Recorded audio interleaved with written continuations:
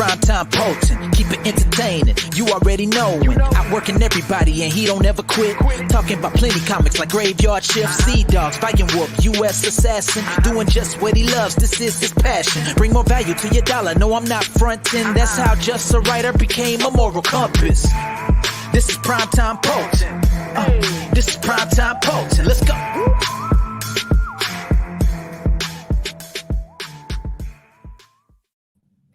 What's up, guys? It's the Moral Compass. Mark Poulton with me. The main event, Phil McNulty. Phil, man, welcome to a special episode, the Pod God's Homecoming. And first of all, it is a homecoming episode because I'd like to wish a happy 22nd birthday to my professional wrestling love. And it's because I started watching professional wrestling this day 22 years ago because it was the debut of Chris Jericho in the WWF, and that is what set off everything that came afterwards. Me trying to collect VHS tapes, catching Jericho from WCW, watching the Cruiserweights, getting a Bash at the Beach, and then all the way up through the Attitude Era to today. So happy 22nd birthday to my love of professional wrestling. It's homecoming. Also, it's the 1-year anniversary of the Pod Gods Fantasy Draft. Oh. Now, if you remember, I took a lot of heat for my team on Facebook. Where are those people now, Phil? They are crawling. They're crawling underneath the couches like the cockroaches they are. I called them out on Facebook. I said, acknowledge me as your champion. They didn't come scurrying out from under the couch. No, they stayed there. I was man enough to acknowledge you live on the air. They could have at least put on the 1-year anniversary. Okay, I acknowledge you. Come on now. I know. What's the deal? Am I defending this title this year? Are we going to have a draft? Yeah, I think after what? What's AEW? Double or Nothing, right? You want to do it right before Double or Nothing, right before where all the titles will be up for grabs, so we can pick champions prior and go from there. What day is Double or Nothing? I don't know. I swear it's like, who knows? Everything AEW is a big name event. And before we came on the air, I was trying to pull up the results from last week so we can go over them. We didn't know what it was. Fighter Fest night 1, 2. Road Rager, Homecoming, whatever the hell. Wait for the Fallen, whatever. All right, you're on. We'll do it. And, maybe we'll see if Leandro, Eddie Winkler want to be involved. Oh, hell yeah. Bring me some new competition, Phil. Bring us some competition where I'll be the expert and end up being in last place again. So we'll see how it goes.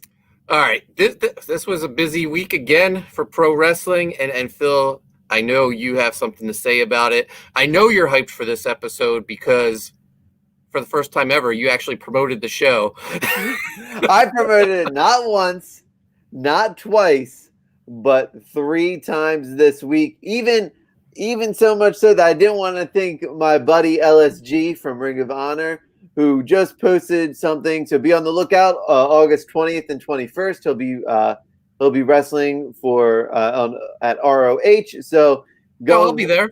Yep, go ahead and say hi to the Ace of Space for me, LSG. Awesome dude. We met back when I was doing a Man of War with William Shatner. He came up to my table just when we were just regular dudes, and he was just like, "Hey, I'm gonna be a wrestler," and we started talking about wrestling. Became friends ever since then. So shout out to LSG, wrestles for WrestlePro. So shout out to him. And so I was like, I hope he doesn't think of trying to promote the show off of his promotion, because no, this week it's time for the main event Misfits to rise and join me. And already we're gonna hit him right off the bat. It's the oiliest wrestler of the week. I know Amanda B may not be here yet, but we'll re-show this graphic again. Let's hit him with the oiliest wrestler of the week. There you have it. Oiliest wrestler of the week, Vince McMahon. No one is more oily, more slimy than this individual himself. It's promo cutting time, brothers, and I'm about to hit you hard. This man has released as of now, 41 wrestlers since we entered a pandemic, citing budget cuts, just for them 2 weeks later to release the fact that they've made more money in the history, prime time, in the history of the World Wrestling Federation / entertainment history. That is insane. They've sold their rights to Peacock, so now they're getting even more streaming revenue, right? Even Peacock was touting the WWE Network as sort of saving their streaming service, and they're making money hand over fist, citing budget cuts and releasing these people out into the wild in a pandemic when there was no traveling going on. As of last week, as they were holding a big event, they released 13 more wrestlers. Bobby Fish, Bronson Reed, Jake Atlas, Ari Sterling, Kona Reeves, Leon Ruff, Stephon Smith, Tyler Rust, Zachariah Smith, Asher Hale, Giant Zangier, and Mercedes Martinez. There has been nobody more pushed on the NXT brand than two people. The Attitude Era, which includes Bobby Fish, right? That was a shock. I did not see that cut coming. And I think the biggest cut of them all, former North American champion Bronson Reed, who was backstage at some Raw and SmackDowns, getting ready to make a main roster debut. And now Triple H and HBK must be crying a flood of tears because none of these cuts are them. And Tyler Rust is part of a faction they just debuted a couple weeks ago, Diamond Mine. Right. It is insane to me that they are absolutely gutting Hunter's brand.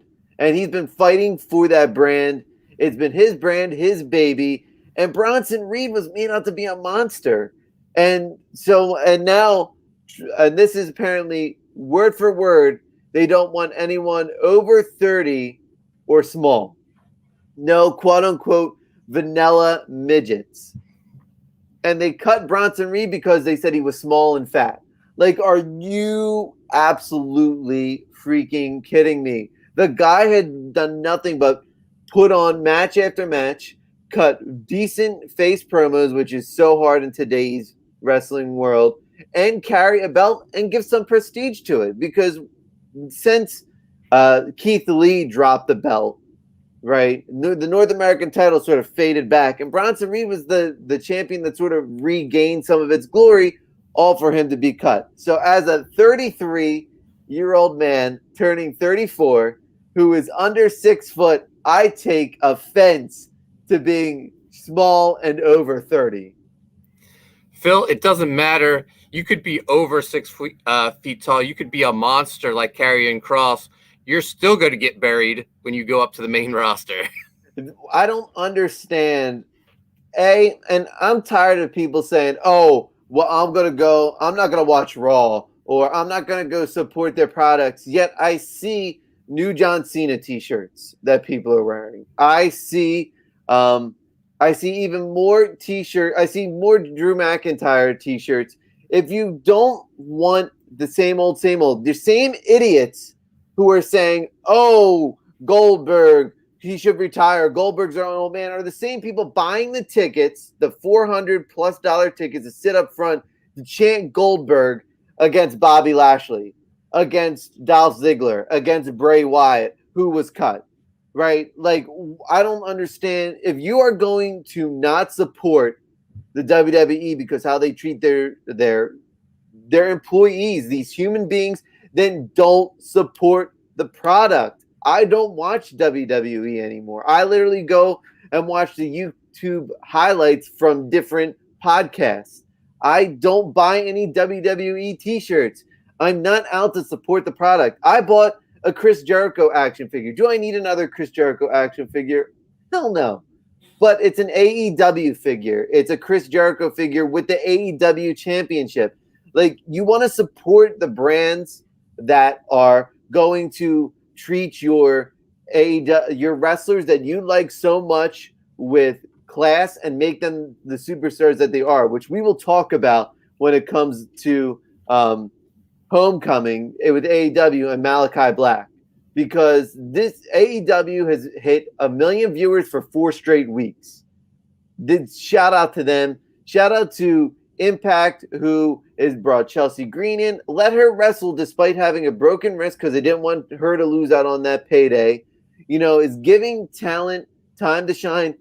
Don't support WWE if you hate what they're doing. I hate what they're doing. I'm not supporting them. Support the other. It's like the big two with Marvel and DC. You don't like what they're doing? Don't support them.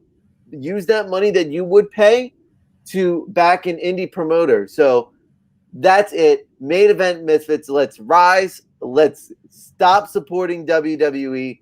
Let's start supporting AEW and Impact. It's time we really start making this change. And that is why Vince McMahon is just not the oiliest wrestler of the week. He is the slimiest wrestler of the month and of the pandemic. And Phil, when you're talking about supporting projects, supporting people, you got to be talking about USAssassin, which launches August 20th, the same day the mercenary Flip Gordon challenges for the Ring of Honor World Championship. I'm going to be there in attendance. USAssassin artist Mike McMahon's going to be there. We're going to witness history. He's going to bring the belt home to the USAssassin camp. And to get everyone psyched for it, I want to play this little video.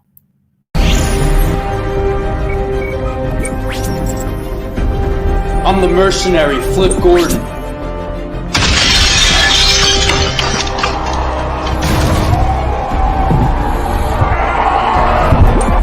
And I'm joining the USAssassin's team.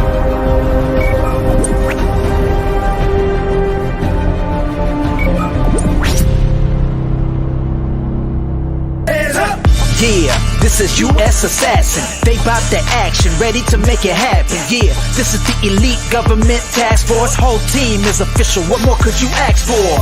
Yeah, this is USAssassin. You don't want drama. If they pull up, they blasting. Monsters of the graveyard shift. You ain't never seen a squad quite like this. We got Bazooka Dog, and he don't cut no slack. A dog with a giant bazooka on his back. Slither is a reptilian, alien. 3 snakes for a tongue. You don't wanna mess with him. Sensei Steel, who is so mysterious, martial artist and trainer. Swift with the kicks. Zero Face is a bad guy turned good. The mercenary is a beast, get it understood. Takeout is a fast shooter, fast draw. Kirby is the Lone Ranger, but she hits hard. Lieutenant Rafe, second in command, yes indeed. Who's the brains of the team? A super ninja at the lead. Yeah, hey, this is USAssassin. Yeah, this is USAssassin. Let's go. There you have it, guys. August 20th, USAssassin Book 3, our crossover with Graveyard Shift, launches 5 p.m. Eastern on Red Valkyrie's channel. It's going to be awesome. There's so much going on in the USAssassin camp right now. You know about some of it. I'm glad to be privy to some of it. I'm privy to see some preview pages. The art is looking phenomenal. We know the story's always going to be great. And it's nice to see Flip Gordon in there, sort of a callback to when Sergeant Slaughter was in G.I. Joe. It's nice to see that wrestling and comic books still have a place in today's world. Absolutely. So are you ready to get into a little Impact Wrestling?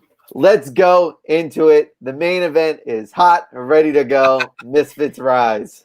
All right, we start off hot. We got Switchblade Jay White. He's accompanying Chris Bay to the ring. Chris Bay's taking on Juice Robinson. Chris Bay's trying to endear himself to Jay Lethal because he wants to be part of Bullet Club. He actually thought he was part of Bullet Club, but Jay White's like, oh no, you got to earn your way in, Chris Bay. I've seen some of these past X Division matches.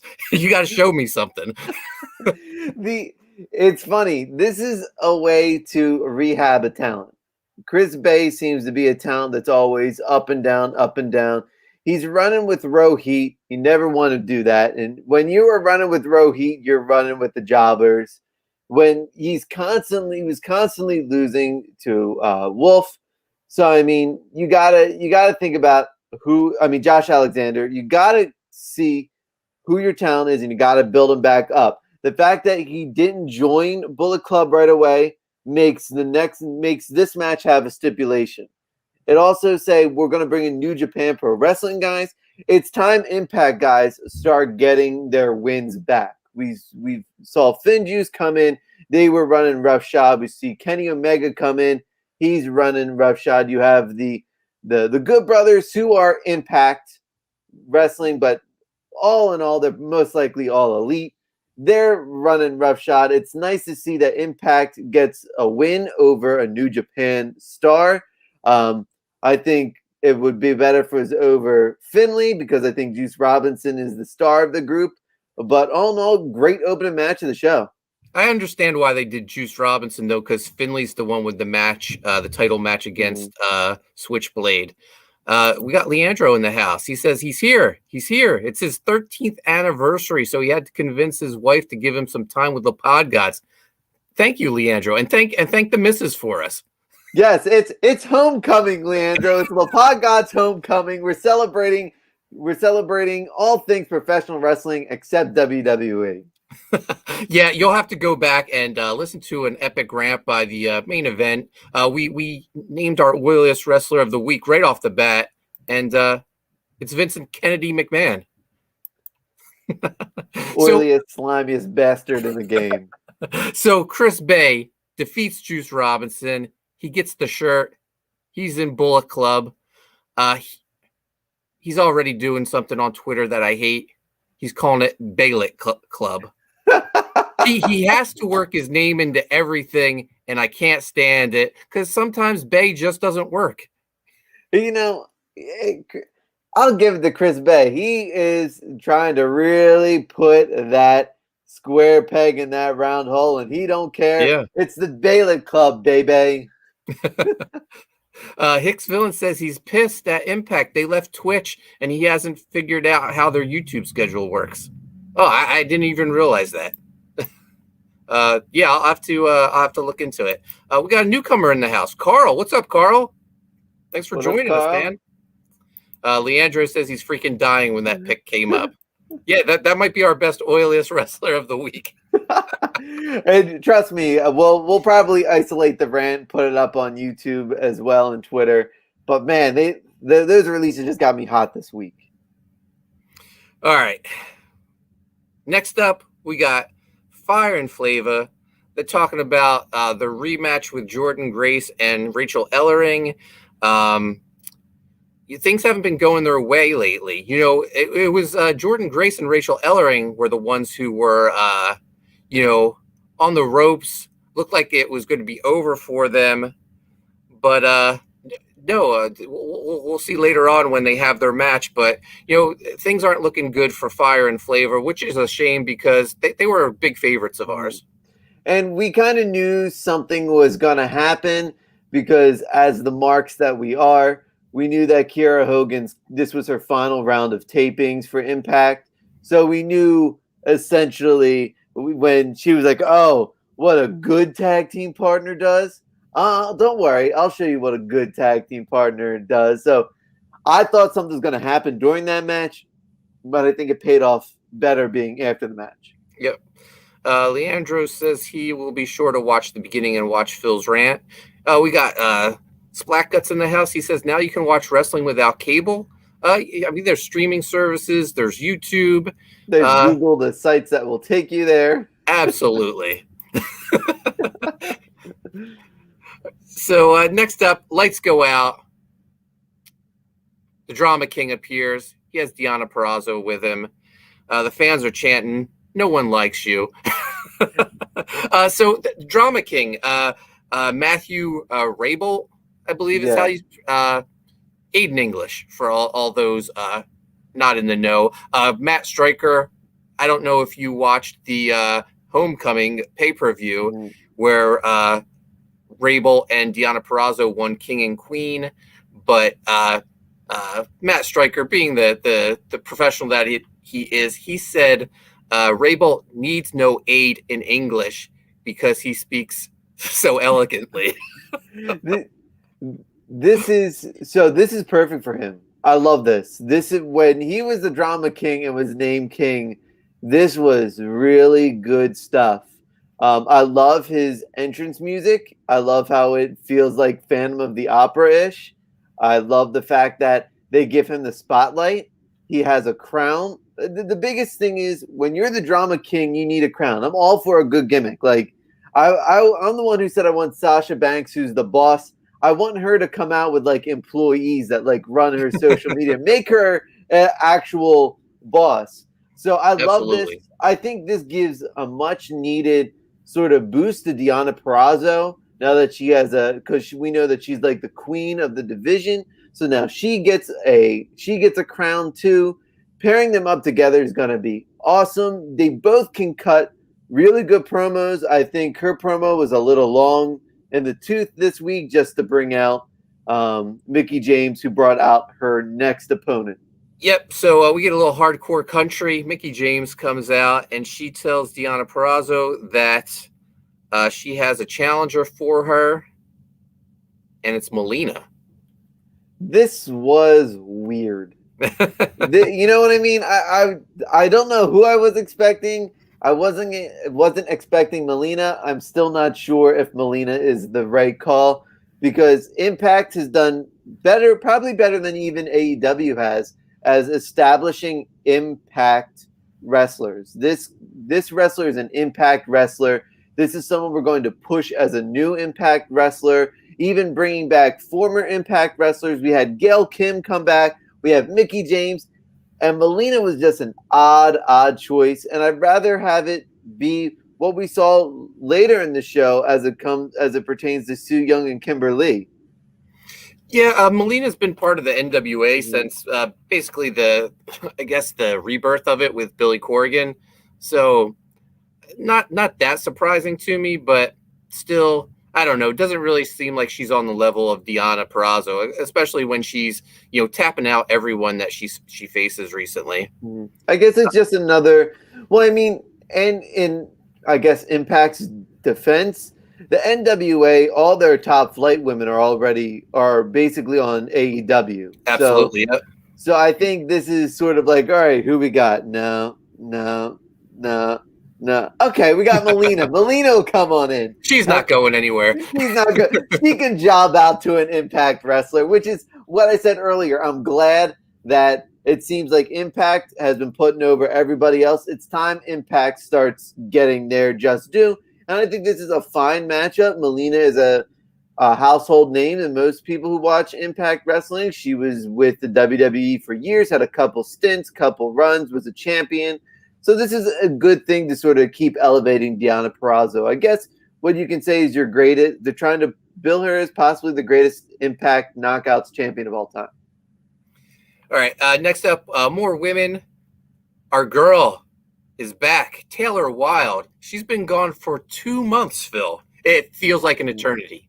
This was I gotta give to Impact. This was one of the times where they really hit on a story. We've been asking for months where Taylor Wilde is. We go wild for Taylor Wilde all the time. And this was great how she cut a great promo, told the story in her promo. That is so hard to do in wrestling today. When she did like that Kelvin with a K, she sold that so well. She told why she wasn't being there. And it really sets up that you want her to kick Tennille Dashwood's ass. I hope she gets over. I hope they don't give Dashwood another victory because all she does is squander them. Yeah, no, she's fantastic. We've been on the Taylor Wilde bandwagon since she returned to Impact. Happy to see her back. So now we get what you alluded to. We get the new version of Kimber Lee and Su Yung, the Undead Bride. Kimber Lee, I guess, kind of. She called her mother, didn't she? It was weird, and I'm here for it. Yeah, Su Yung is best when she's super weird, and the fact that she's almost like this weird demon cult leader, which I think they're going for with the whole mother thing. This rules. This gives Kimber Lee a whole new direction. It gives Su Yung back from being Susan to another good character. And what I've been saying for a while, I've been missing the Undead Bride. Well, this is sort of a new twist on it. So good for Su Yung, the sort of the Jericho of women wrestlers because she always finds a way to reinvent herself. Yeah, and a nice coat of paint on Kimberly. So match 2, X Division number 1 contendership. We got Jake Something versus Rohit Raju versus Trey Miguel and Daivari. They threw in someone different. Daivari is what he is. He's really putting over Josh Alexander. He really is. This whole match was, I didn't know how I was going to feel, but Trey Miguel came out awesomely. Like, Trey Miguel came out on top on this one. And I think Jake's finally, they've listened to the show because Jake Something is finally getting something. Yeah, Jake Something gets the win with the black hole slam on Daivari for the 1-2-3. He's your new number 1 contender. We got Leandro saying, maybe you guys can do a La Pod Gods Prime event special on best promos cut ever. My favorite is Jay Lethal and Ric Flair going back and forth. That's the best moment, I think, ever in Impact's history. Mm-hmm. That Ric Flair going, you can't be me, I'm me. I legit believe Flair was confused that he was seeing himself and he couldn't understand what was going on. Probably one of the few times when I was really out of wrestling and I needed something to get me back in. That promo got me back. It sort of said, all right, let me check out more wrestling outside of the Federation. I won't even call them what their name is right now because I'm so mad at them. But that was such a good moment. I think we should do that. We'll get back to bringing on our list. Today was for the rant. So in honor of my promo, let's do it. When I come back from vacation, we'll do our top promo ranked. Well, one last thing about that promo. They really dropped the ball there. I think the correct thing to do would have been doing a double turn because AJ was feuding with Jay Lethal. Fortune should have turned on AJ and brought in Jay Lethal as the new head of Fortune. He could have been the Ric Flair to Ric Flair's J.J. Dillon. But Fortune was doomed from the beginning because no one could ever be the Ric Flair of the group because Ric Flair was never going to give up that spot. All right, next up. So Jake Something, number 1 contender. That's going to be a great match. 2 big hosses, Josh Alexander, Jake Something. But I think Josh Alexander, I think he's the guy. I think the way they're building him up, I don't know. I get a feeling he could be the guy to challenge Omega. I think so. They're sort of almost giving the hint of it. Right, because he's talking about how he wants competition, talking about being the best technician, and then even Kenny Omega, like a week or so ago, was sort of dissing his X Division title. Yeah. Like, so they're building towards it, and this may be a way he may be the guy that actually takes the strap off Omega. When that happens, I don't know. I think he'll probably lose his belts after he loses the AEW World Championship, which I think will be Hangman, but we got to go through Punk and Bryan first before that happens. So, slowly but surely, I think Josh Alexander, they're building him up. Yeah, he has that X Division title, and does that still come with option C? You cash it in for a world title shot? I think that's the best way to pull it off. We could see that at Bound for Glory. Mm-hmm. Leandro agrees with me. That would have been awesome if they did the double switch with Jay Lethal and AJ. We got Zayd Comics in the chat. What's up, Phil Diaz? Thanks for joining us. Next up, we have match 3, Fire and Flava versus Rachel Ellering and Jordan Grace. Fire and Flava take the loss. Jordan Grace and Rachel Ellering, they're on the same page. They're wearing matching gear. What the hell's going on, Phil? What a team had to break up, they had to change it. That's all. They knew I think they were headed towards it. I think they were just like, all right, this team's gonna break up, and then Kiera Hogan is gone from the company. So I think they said, all right, let's change gears and have. I mean, they are slowly building up the women's tag division. I think, especially with Havoc and Rosemary being champions, an actual cool female tag team version of Decay is great. So I think this was much needed for them to stay together. As much as I love Jordan Grace and I think she should be champion, it's probably not her time again yet. Wait till you get Decay against Kimberly and Su Yung. That'll be that'll take place in another realm. That match. That may be a return to their filmed matches. That may be another visual spectacle match. Yeah, they haven't done one since Ethan Page, have they? Mm-hmm. The Karate Man. Right. So Ellering and Jordan Grace get the victory. Afterwards, Kiera Hogan sort of apologizing. She realizes they're not on the same page, but thinks they can pull it together. But no, there's this huge woman standing behind her, and she's with Tasha Steelz, and she annihilates Kiera Hogan. D'Lo Brown knew who she was. I had no idea who she was. What about you, Phil? I had no clue who this person was. I still don't know who this person is. Savannah Evans. She's huge, though. Very tall. She looks super young. She's huge. I'm for it. Let's bring in some new blood in Impact. Someone that's not from another company. They do a good job of building stars that eventually get moved on to different companies. So I'm for it. Let's see what they got. Yep. We got Violent by Design. They're knocking on Scott D'Amore's door. They want their rematch clause. Scott D'Amore says, yeah, you guys deserve it, but we also have this other team that recently beat you, and out walks Rich Swann and Willie Mack. So it's going to be a three-way for the tag titles coming up. Violent by Design, Swann and Mack against the Good Brothers. I don't see either of these teams beating the Good Brothers. I hope.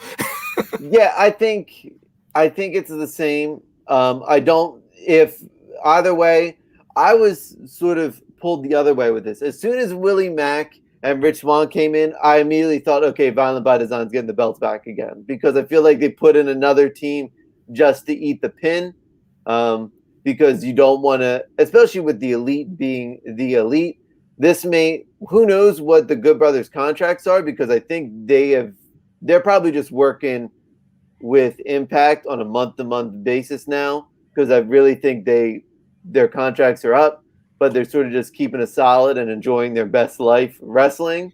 Well, I was listening to Talking Shop, and it was just Machine Gun, and I don't know if he's just playing the fans or what, but he was just saying how Impact has been the best ever, and he wants to talk to some of the release guys. Like, he would love to see Bray Wyatt in Impact. He'd love to see Adam Cole, who rumor is his contract is going to be up soon. He'd love to see him in Impact. So I think he's a good company guy. I think because Impact has been so awesome to them, and I think they're just happy that someone sort of is letting them be them. And I think without that, they don't reform the Elite. They don't join the Elite. They don't turn back into the club. And that's all Impact Wrestling. So I think he's very grateful, and I think that's why he wants more stars to sort of go to that company, because look at Brian Myers and Matt Cardona. They have so rehabbed their looks since their releases that they've become so noteworthy. Yeah. Match 4, we got Steve Macklin versus Jossey. I think the thing Impact has done the best is building Steve Macklin up to be an absolute monster. This guy, he annihilates all these job guys they bring in for him, to the point it gets a little uncomfortable, especially when he's dropping those elbows on people's like collarbone. It looks brutal. His moveset that he has when they are up in the corner of the ring is unlike anything I've seen in professional wrestling. And we've watched a lot of professional wrestling over our lifetimes. And his offense in the corner makes me uncomfortable because it looks so real and it looks so good.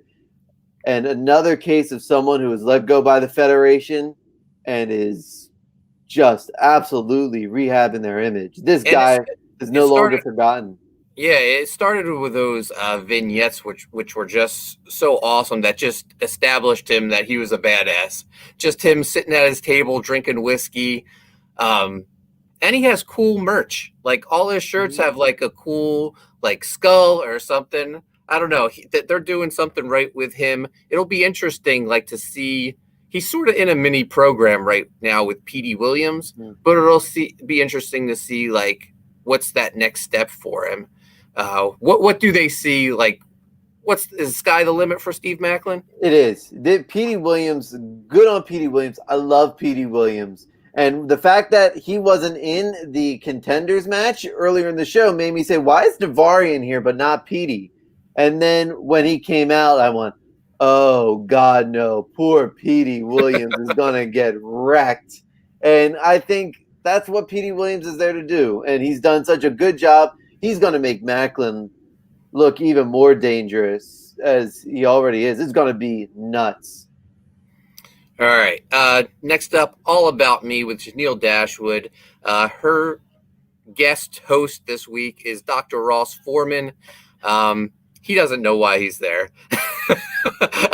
So Scott D'Amore comes in, excuses him, and just tells Tenille that she has a match with Taylor Wilde. He knows that she is responsible for Taylor Wilde being detained in Canada for 2 months.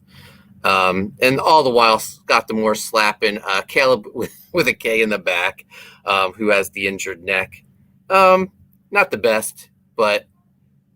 I'm tired of seeing Janelle Dashwood do anything on Impact Wrestling. I think it's going to be a blessing for Impact when she goes, like eventually, because she probably makes a lot of money. Probably feel like you have to use her, but she is just. I don't want Tenille on my screen. I don't want Caleb on my screen. The whole gimmick, it has not changed. What have we talked about? We've talked about wrestlers coming from the WWE and rehabbing their image to get better.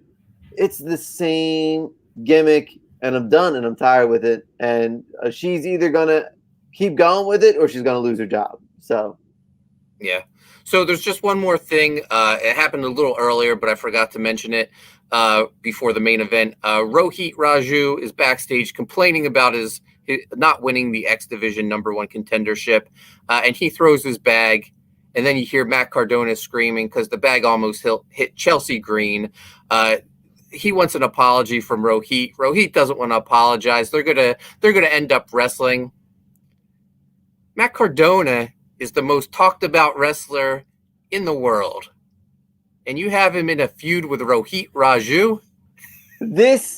Are you serious, bro? What do we say? What does Rohit have on the backstage officials that he gets put in major storylines?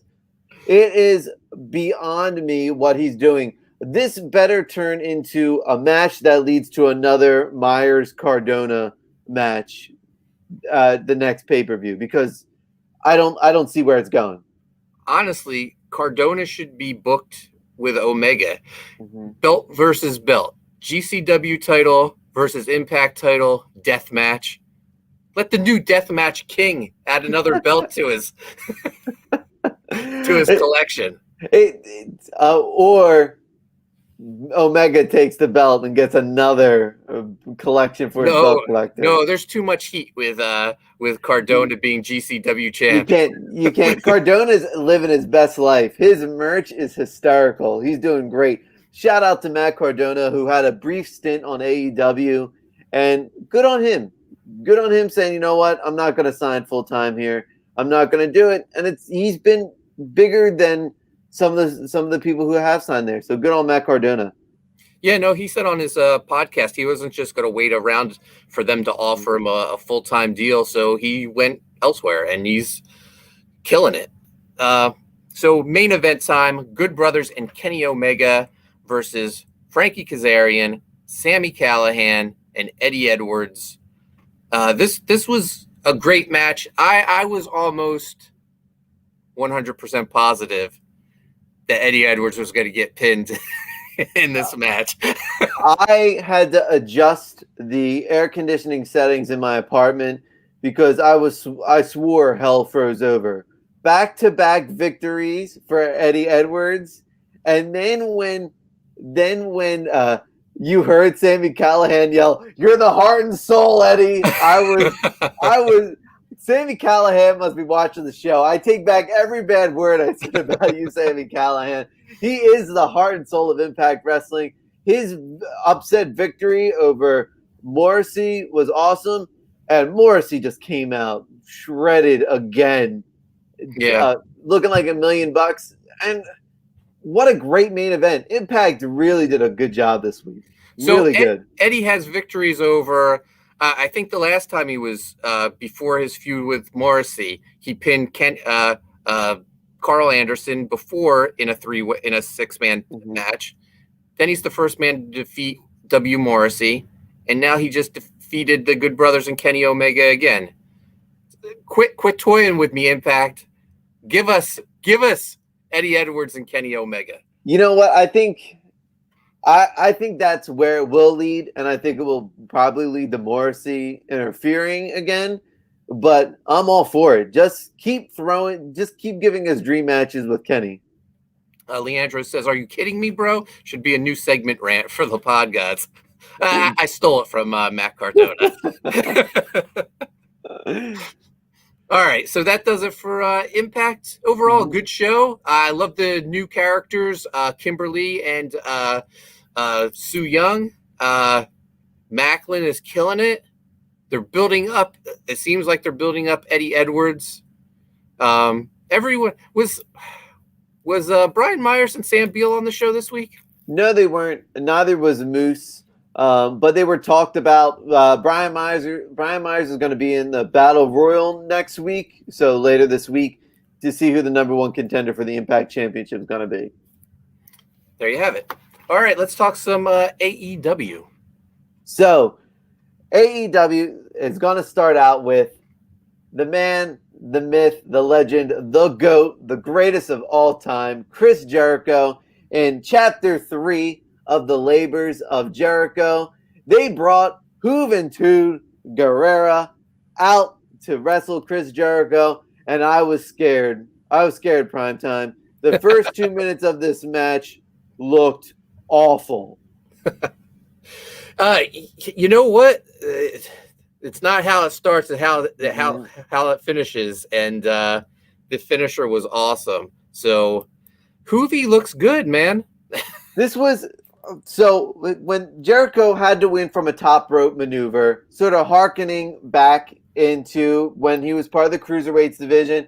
And I've been such a huge fan of Chris Jericho that I always loved his moveset. And I remember that spinning back elbow off the top rope. He has not used that move in probably 10 years. So to reinvent that move as the Judas effect from the top rope, which he just landed to perfection, was amazing. After the match, MJF comes up and he says that his next labor is going to be against Wardlow. Really weird that this was going to be his fourth labor. And the fifth labor, if I'm not mistaken, they said MJF is going to be the fifth labor, so he's got to beat MJF to fight MJF. I'm a little weird as this. It is weird unless that's like the final level, like you defeat all these underlings to get to the boss at level 5. It's a little convoluted, but he's gonna defeat Wardlow, and I love Jericho. Yeah. Jericho's Judas effect from the top rope is the move out of nowhere moment of the week, as you know, as Leandro pushes. So that is my move out of nowhere would be the Judas I think those effect. 13 releases were the move out of nowhere. Yes. Don't get me started, Primetime. I will go in on Kennedy McMahon again. Okay. Anyway, I don't want the visual of Jericho beating Wardlow. Something is going to happen. I don't know if Hager comes out. I don't know what's going to happen. You just can't have him come out. So I'm a little confused as to why they would have Wardlow be this. something's got to happen. Yeah, Something's we gotta got happen. Junkyard done. Kind of lame. It went to Wardlow after bringing in outsiders. Yeah, maybe it's all a ruse. Maybe there is a fourth person, but it hasn't been signed yet. So they're still working on it. I was hoping it was a Lance Storm. I was hoping to God it was Lance Storm. Who? Yeah, Lance Storm would be a good one. Who else from Jericho's past could you have? Well, most of them are either legit retired or he got him jobs in AEW. Or got him jobs in AEW, right? And so you can't bring out an outsider. Only one that I wonder if he could still go would have been Sean Waltman, because I think when Jericho first entered the WWE and they sort of said that he sort of fudged his way up there because he wasn't learning the style fast enough. They put him with Sean Waltman, ex-Pac, and he really helped him learn and develop that style, and that sort of pushed him up into that next category. So I was hoping it would be either Sean Waltman, because I know he still does some indie bookings, or it would be Lance Storm. So I'm hoping it's one of those two. Yeah, both good choices. Well, I guess we'll see in a couple days if it was all a ruse or not. Exactly. I hope so. I think maybe this was a test for them, and I would not be surprised if that happens. So next up, we have a trios match: Jon Moxley and Eddie Kingston and Darby Allin versus 2.0, formerly known as Everrise. They were one of the 30-day NXT releases earlier in the month of July, so they're making their AEW debut. Tagging with Daniel Garcia. Obviously, we know who wins this match, but why did this happen?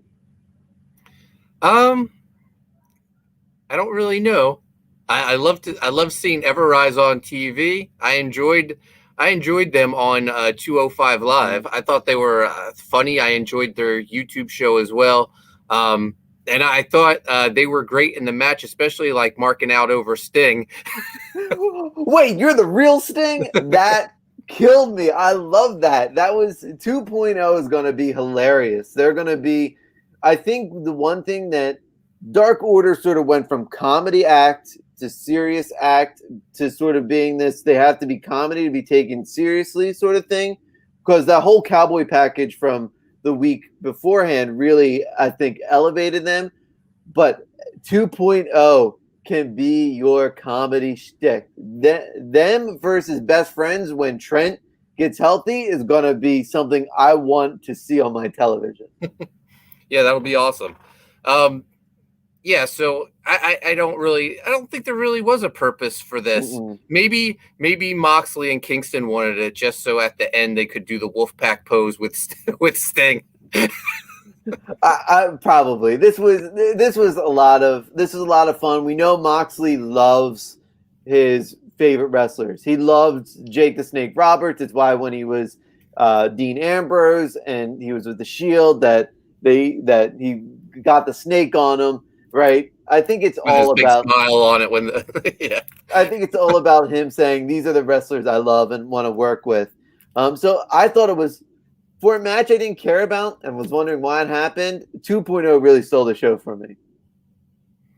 Hicks Villain says Everrise sold well to AEW's top guys. Mission accomplished. Yeah, I think they're going to be. I don't know why Daniel Garcia is going to be. Poor Daniel Garcia tagged up with the wrong people because now he's going to be on Dark forever. So speaking of sort of veteran wrestlers, we get Christian Cage with Jungle Boy against The Blade with Matt Hardy. Matt Hardy and Christian Cage have sort of been in this feud, but as we know, with the eventual signing of CM Punk, plans change, and this match was all to serve to have Christian Cage go over and become the new number one contender. I'm perfectly fine with that. I want to see Christian Cage get that one more match that he's been asking for since his feud with Randy Orton ended. There's a lot of people talking shit about this online, and they're like, oh, well, this is Hangman. No, Hangman is going to beat Omega. There's no doubt about it. No one is going to beat Omega for the belt. It will be Hangman. We've already seen Orange lose. We've already seen Pac lose. We're going to see Christian Cage lose, right? The whole reason for having Hangman lose that stipulation was so that you can rebuild him. So having CM Punk and Daniel Bryan come in are going to bring eyes on the product. Everyone is going to be a fan of Hangman Page, and when he wins that title, that pop is going to be huge. It's not like Omega's going to just give the belt to Bryan or Punk. It's really, he's not on that level. Hangman is not on that level yet. This is saying this is what we dreamed of when Kenny was at peak New Japan. We wanted to see Kenny versus Punk for the best in the world title. When Punk walked away, we immediately filled that spot with Daniel Bryan, right? We want to see these matches. It just makes them even more epic if the belt's on the line. I'm not a fan of this storyline doesn't need the belt. If the belt could be part of a storyline, you need this. And I think it's going to be even better the fact that we can say one day we witnessed CM Punk versus Kenny Omega in a championship fight. Bryan Danielson versus Kenny Omega in a championship fight. Hangman's going to be okay, guys. He's going to get new fans. It's going to be all right. This Christian Cage is not winning. He's not beating Omega, but he's going to put on one hell of a match. And why not? If anyone can build a story in a few weeks, it's going to be Christian. Isn't Hangman and his wife expecting their first child too? Yes. And that's why he's not part of All In? Yeah, that's the absolute reason why. And I mean, having him take that beating in the show later was exactly what you needed to write him off. Didn't want the Dark Order to come out and help him. Like this story is all about Hangman. It will always be about Hangman. And having him leave is not a bad thing when you have megastars coming in. Yeah, I was thinking about this. The Kenny Hangman story even goes back further than them being a tag team. If you remember in New Japan, part of being the Elite, when Omega lost the US title, the guy who wants to be the new challenger always comes out. It's supposed to be like their moment to shine. That was Hangman. But Kenny Omega ruined it because he wasn't done with that belt, and that was Cody's whole thing. You ruined Hangman's moment. Yeah, this package is going to be so good when it's that championship match. It's going to give me Rock Austin goosebumps. My Way, Limp Bizkit playing in the background. I want to see this. Cannot wait for this match, and this is just further part of the story. When AEW puts that package together, let's just redub it with Limp Bizkit's My Way. Yes, I will go on and edit it myself if need be. Comic Book Bob says Jericho versus Gage should have been the last labor before MJF himself. Honestly, MJF should have brought in the King of the Death Match, the true King of the Death Match, Matt Cardona. What I would have liked is if I'd rather have Christian be the number 2 contender, build Sammy Guevara up to being the number 1 contender, and then that 5th labor should have been Jericho versus Guevara, right? Where they don't want to fight each other, but Sammy, if he loses number 1 contendership. And does Jericho want to cost his protege a chance to become champion just to get his hands on MJF? And I think that labor would have been awesome because then it actually has some storyline. It actually builds it up. And you could even bring out, I forget, the chairman, Sean Spears could have come out. It could have been a crazy little thing, and you could have had him cost it, and Christian then could have still been number 1 contender. That would have been my fantasy booking of it, and that would have been the labor I would have wanted to see. But I feel like they just sort of panicked in the moment. Comic Book Bob asks, "Who's your odds-on favorite to be Moxley's mystery tag partner this Saturday?" That's the New Japan event, correct? Mm-hmm. Yeah. I honestly, I don't know. Any thoughts, Bill? I'll say Lance Archer. Why not? Hicks Villain says, I'd like to see Christian beat Omega with Jungle Boy and Orange by his side, shaking their heads. The person to beat Kenny has to be either Hangman or Ibushi. Agreed. We got Eddie Winkler in the chat. What's up, Eddie? And Leandro says, that's a genius labor. Thank you. When it comes to Jericho, this is my favorite Jericho storyline. He's had a lot of good ones, but this feels like a love letter to all the Jerichoholics who've been with him. Like, this is having Hoovy, right? Having Jericho go through the death match. I never thought I would see Jericho take a light bulb shot to the head or a pizza cutter. I'm loving this storyline. Comic Book Bob says Archer is already defending right. on that card against Tanahashi. That's right. We'll see. I guess we'll all be surprised then. So next up, we have Britt Baker accept Red Velvet's challenge. This is where I had a discussion the other day with my brother, and he was saying he didn't know how he felt with Ruby Soho, formerly known as Ruby Riott, coming in. This is why they need Ruby Soho.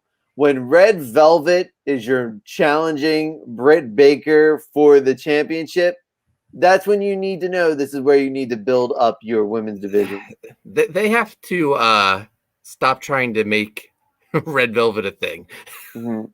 Yeah, of course. There's no way. I mean, Britt Baker's star is eclipsed everyone.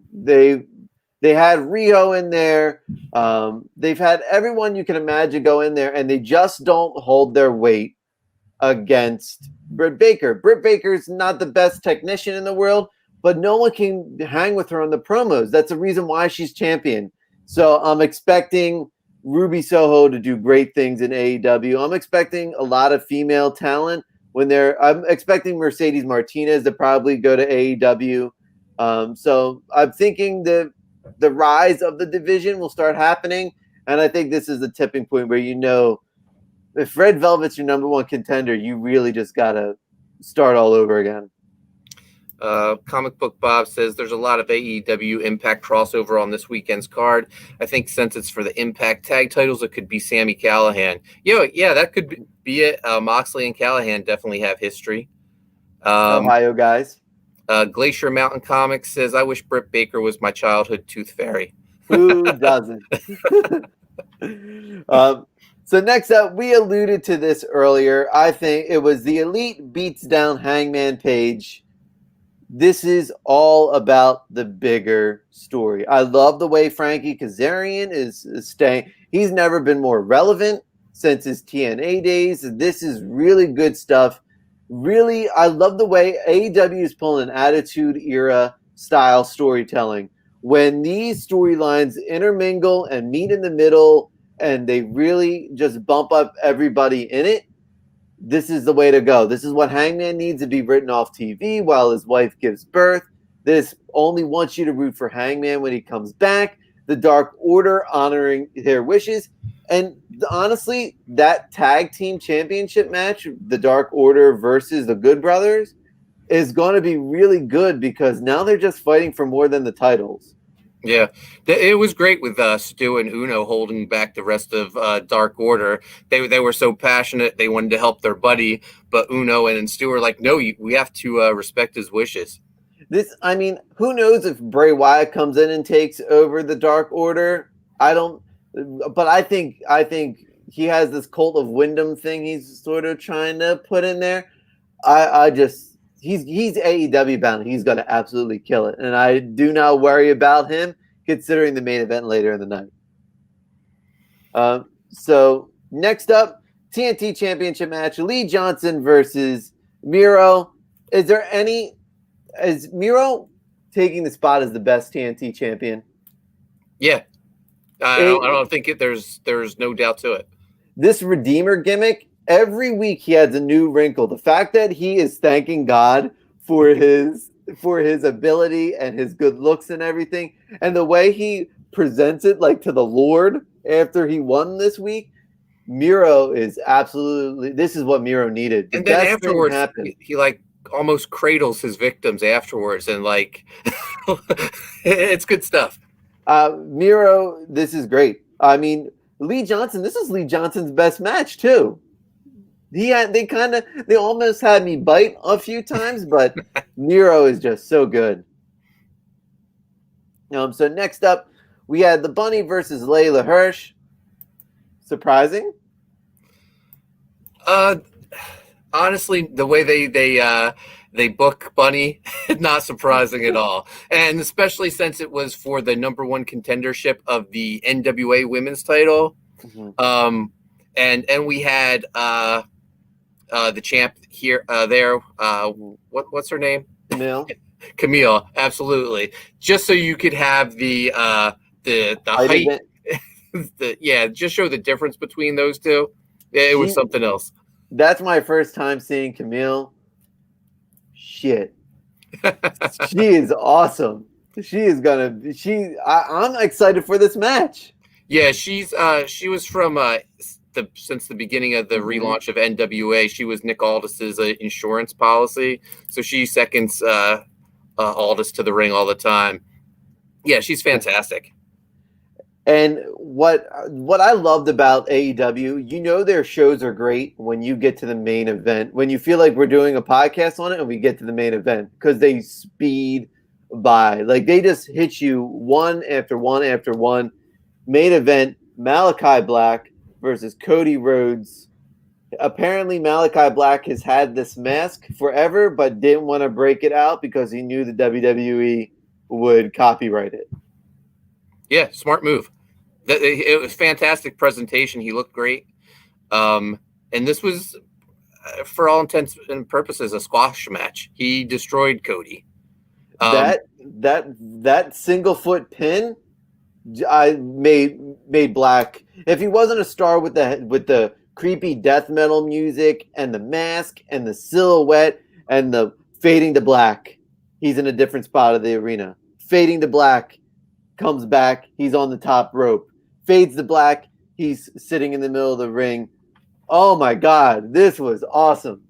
And as much as I loved this match, I hated Cody's speech afterwards. Probably just as much. Cody always seems to take something the next level. He needs a little bit of an editor. I'm glad Malachi Black came back and blasted him with the crutch. I'm glad he grabbed the boot. Like, you ain't retiring on me. Like, I will be taking this. Like, so I understand it's to further the story, but he didn't have to. You could have just done it like when he lost to Brody Lee. You could have just had him lose and not see him for a while. Yeah. And he's going off TV to film the second season of the Big Show. But that no one believed he was retiring. No, that's wrestling is good when they get you to buy into the believability. But man, how many times has he done this? As Junkyard Dunn has said, how many times has Cody done this where he's almost like the boy who cried wolf of retirements now? Like when Mark Henry did it against John Cena, best fake out ever because we believed it. Cody is sort of beating this dead horse with these retirements. Yeah. So, I was very happy to see Malachi Black come back out. He was as sick of that promo as we were. Can you believe it? Malachi Black, this one little match that he had, made better than anything he's done out of NXT. Yeah, no,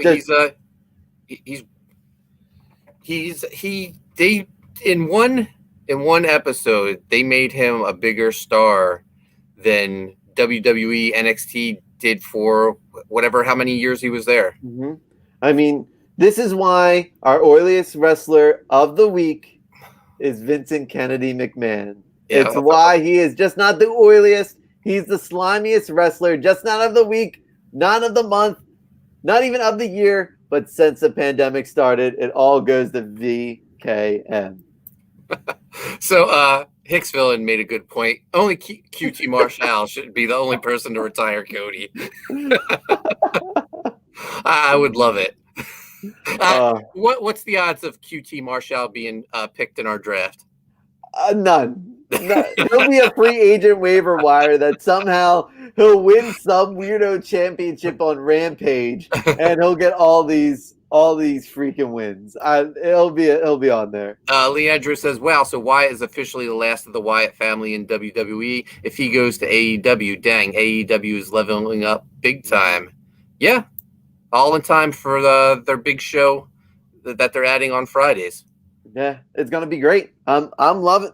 AEW has me so excited for wrestling. Like, I always say this, but somehow CM Punk and Daniel Bryan, they get me excited. But to know that,